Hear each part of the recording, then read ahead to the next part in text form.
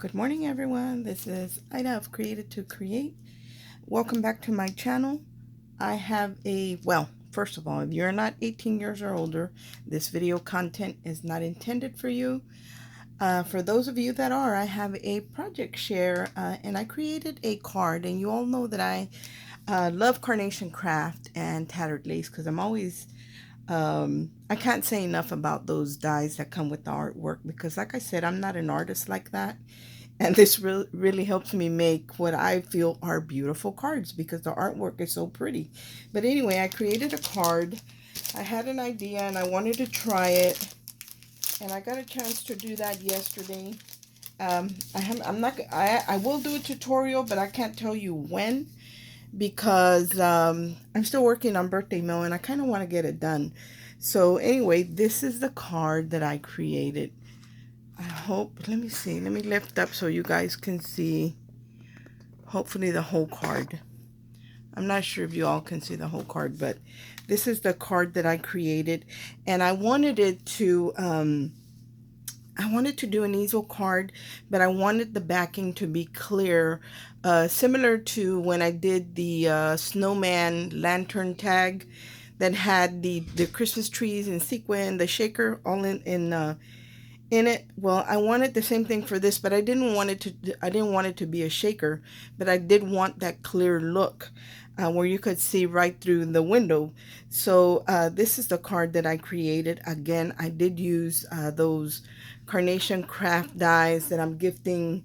I shared these with y'all that I'm gifting my friends, the die cuts. So I used this half dome that reminds me kind of like a gazebo. So that's the piece that I used up here. And then these leaves are also more dies from Carnation Craft with the artwork. This is actually the corner to this set, which is this one right here. And they do come again, like I said, in about 5 or 6 different colors, and sometimes they are remastered. So I kind of just layered that up some more, and there are actually layering dies that I don't have yet. So I kind of improvised and used what I did have. So I added some die cuts that my friend Jackie had sent me, and I do own this leaf and bouquet. It's like a bouquet, and it does have the skeleton leaves in it. I do own that, but I had some already pre-cut. Before I owned the die, my friend Jackie, who is Metal Art 001, had sent me a bunch of die cuts, so I was able to just go into my die cut stash, and I do have them in a clear like notebook case and in like trading card sleeves or coupon sleeves. And I use both the trading cards and the coupons because the coupon sleeves come in different sizes. So if I have a die cut that's smaller, I can just use the smaller pockets. Even coin collector pockets would be great for to house die cuts. And that way you already have them ready to go when you're creating. So a lot of times all I really have to do is go to my notebook, open it up, and see what I want to play with, and then just decide on a frame that I want to cut. But for this one, I wanted to create a gazebo effect wedding card. And the way I created that is by using, I think I still have it sitting here. These columns are actually really short, and I'll share that die with y'all. I think I still have it up here on my desk somewhere. Maybe not. Hold on one second. Let me grab it. I think I can find it pretty easy. I think I can find it pretty easy.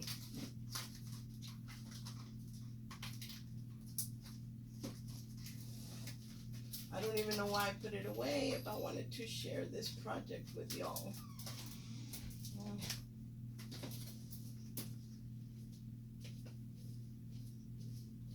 Actually, guys, I don't know what I did with it. I might have put it away thinking I was done with it. I thought I had left it out so I could share it with y'all. But this is a die by, oh, maybe it's here in this pile. I've been trying to get into the habit of putting things away. No, not in this pile. It is a die cut by, I believe it's Sue Wilson. And it is a wedding set, and it has the columns. It has some wraparound leaves. And but the columns are really, really short. I really want to find that for you guys. Hold on one second for me, guys, because I really want to share that one with y'all. And I did pick it up on Amazon, so if it's still available, I will link it in the description box. If they still have it that way, if you all want to get it, you can do that. Let me flip really quick through these dies. And like I said, I've been trying to put things away after I'm done playing. And I shouldn't have done that probably. Yep, nope, I don't know what I did with it, guys. Sorry. I can't find it. Oh, yes, I did.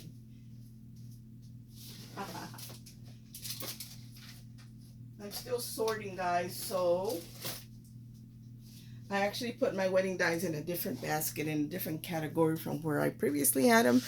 But the die is this one right here. And these, I don't think these two sentiments come with it, or this one might come with it, but I know this one is a separate one. But here are the little columns that I'm talking about, and see how short they are. Well, I needed them to be tall because of my bride and groom being, you know, a good size. So what I did was I cut 6 of them, and I kind of had to piece them together by just cutting off right here at this piece right here and layering them until I got them as tall as I needed them to be. I think I used maybe 2.5 on each side. So if you cut 5, I think you'll be okay.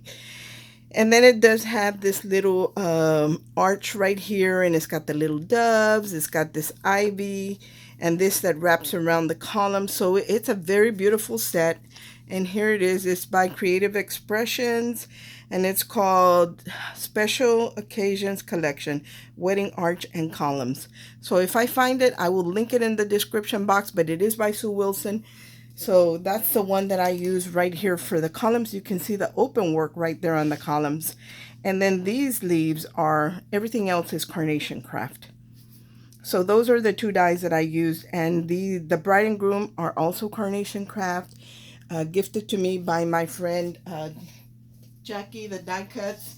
And after I saw the die cuts, I decided to purchase the bride and groom for myself, because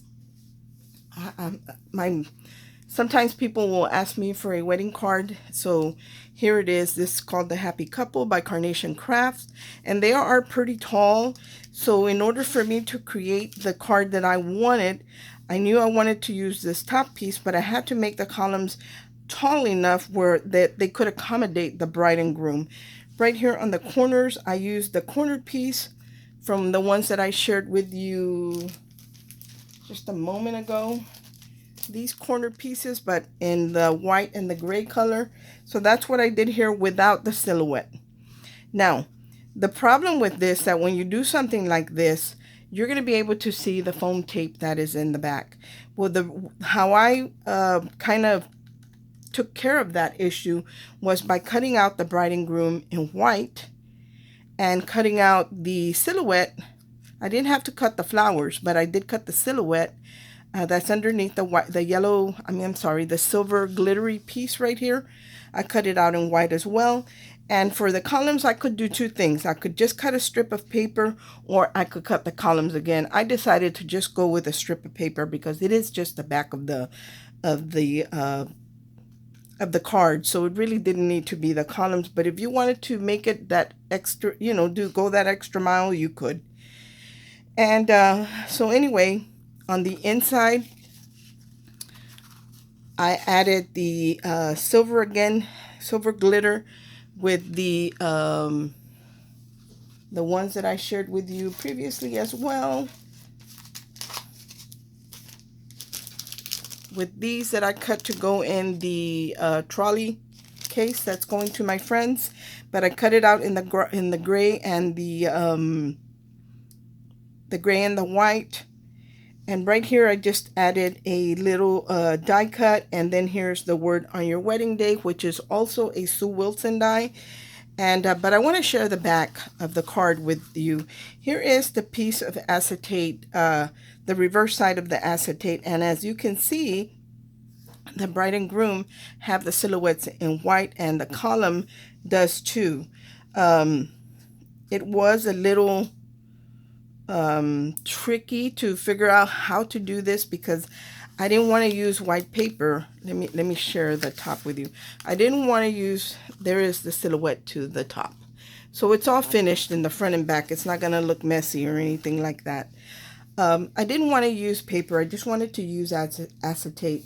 But the problem with that is that the acetate really, even if you get a thick one, it will do the job as far as standing up, but when it will not fold and close very easily if it's very thick acetate. So that's one of the things that I did struggle with a little bit. So I think the next one, as far as the easel part goes, I am going to make it out of paper, but I'm going to cut it out in a way where it's just more like an easel and you don't see any of the paper. All you see is the acetate. But I'm going to stand this up so you guys can see what it's supposed to look like. Gosh, I wish I could change the angle. I'll hold it up so you guys can see. But there is what it is supposed to look like. Not sure what you guys are seeing. Let me turn it this way because I can probably get it in better. But there would be the back part that you would see. You would see it standing up. And as you can see, I'm going to turn it sideways. Even the easel part, see these? That's what's holding the card up. And it is pretty, it was hard to do that because of it not being strong enough. And it tends to kind of want to, it's got like a curvature to it. But that looks pretty though. It doesn't look bad. But like I said, you can do it with paper and you will be able to see the white paper.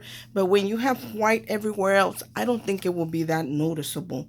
On the inside, I didn't add anything. I wasn't able to make my base card and score it and fold it for the easel part because, like I said, I wanted it to be clear. So this is just a base that is a top folding card. And when you close it, look how pretty it is just closed up. It's still pretty. So this card, you would actually put your sentiment in there. So it's just a top folding card.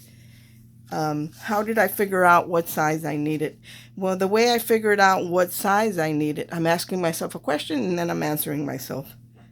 I measured the width of the dome that I wanted to use.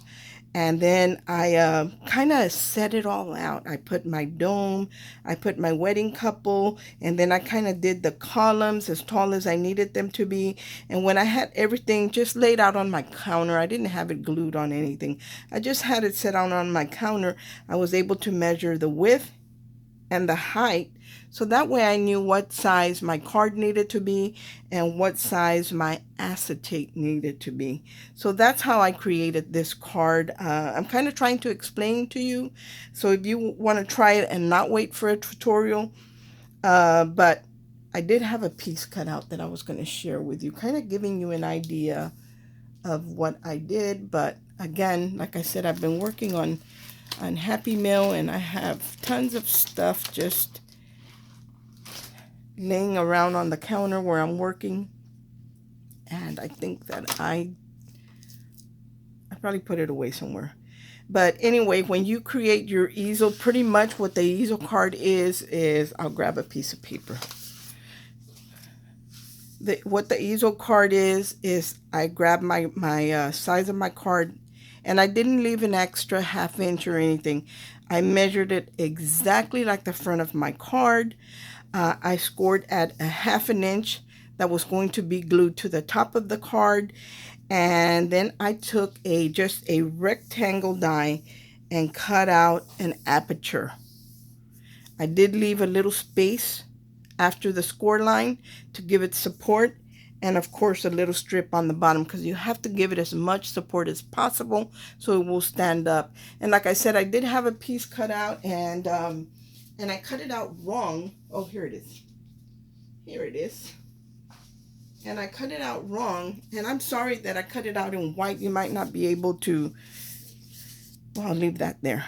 But this is what I did. I scored it at ½ inch. And you see the score line right there, and there's like a quarter of an inch still left after the score line, and I just cut the frame out of there. Now, my die moved, so that's why it looks crooked. But by the time you start adding your columns and everything to the acetate, that's not even going to show, so that's not a problem. But to give it strength, because my card was top heavy with the dome part, I actually just added strips of cardstock to the front and to the back of the aperture that I had made, or the easel, should I say, that's going to hold my card. So in other words, this would be glued to the top. Let's say this paper is the top of my card. This would be glued there. And then my acetate piece would be glued on this half. And it is scored there. So after I would glue down my acetate piece, this would be my stand. So I hope that you guys can kind of get a gist of what I'm talking about. But that is my stand, and my my acetate piece would be glued. Usually we glue it to the bottom portion of the easel. Well, you would do the same thing. You would glue it here at the bottom and on this side. But there's an opening in between. That way you can see right through your acetate card. But I will do a tutorial on this as soon as I get done with my Happy Mail. I hope that you like what I created, and I hope that you give it a try. And you don't have to have these specific dies that I have, but I will link Carnation Crafts website. You can just have a look through there. I'm not going to link everything individually. I'll just link their shop, and you can go to their dies, and you will be able to see know what I use just by looking at their pictures. Anyway, this is the card that I created for a wedding, and you can create it in all colors, because they do come, the artwork comes in 5 different colors. This would also make a great anniversary card. This would make a great quinceañera card, a great sweet 16 card. Like, the sky's the limit really with this. Even if you did like a background of maybe a lake in the back and added some swans back there, that would be just beautiful. And that might be something I try in the future. But for right now, this is the one that I created, and I'm going to turn it sideways. That way you guys can see all of it. Thanks for watching. I hope everyone is having a great day, and God bless. Bye.